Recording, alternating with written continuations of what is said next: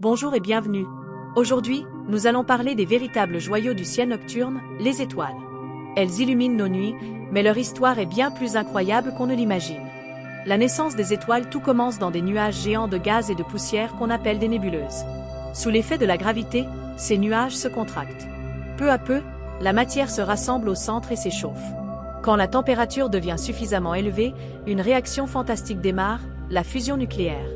À ce moment-là, une étoile est née. La vie des étoiles. Une étoile passe la majorité de sa vie dans ce qu'on appelle la séquence principale. Elle transforme l'hydrogène en hélium, libérant de la lumière et de la chaleur. L'équilibre entre la gravité, qui veut l'écraser, et la pression de la fusion, qui veut l'exploser, la maintient stable. Notre Soleil, par exemple, est une étoile de type moyen. Il est en vie depuis environ 4,6 milliards d'années et il lui reste environ 5 milliards d'années avant de mourir. Les différentes tailles et différentes vies d'un étoilé. Toutes les étoiles ne se ressemblent pas. Leur destin dépend de leur masse. Petites étoiles, elles brillent faiblement et vivent très longtemps, parfois des centaines de milliards d'années. Étoiles comme le Soleil, elles vivent plusieurs milliards d'années avant de se transformer en géantes rouges.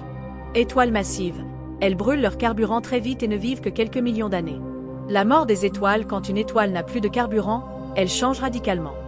Étoiles comme le Soleil, elles gonflent et deviennent des géantes rouges. Elles expulsent leurs couches extérieures, formant de magnifiques nébuleuses planétaires.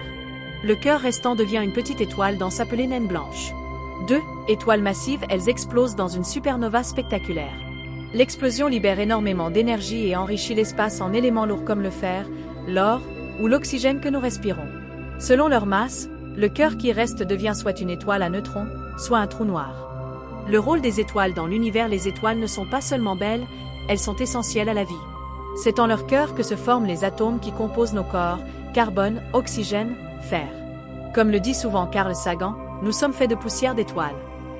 Chaque souffle que nous prenons, chaque cellule de notre corps, porte la signature des étoiles mortes il y a des milliards d'années. En conclusion, les étoiles naissent dans les nébuleuses, vivent des millions ou des milliards d'années, puis meurent de façon spectaculaire, laissant derrière elles de nouvelles richesses pour l'univers. Elles sont à la fois le berceau et la tombe de la matière dont nous sommes faits. Dans la prochaine vidéo, nous irons découvrir notre propre étoile, le Soleil, et pourquoi il est si vital pour la vie sur Terre. Merci d'avoir voyagé avec moi dans la vie et la mort des étoiles.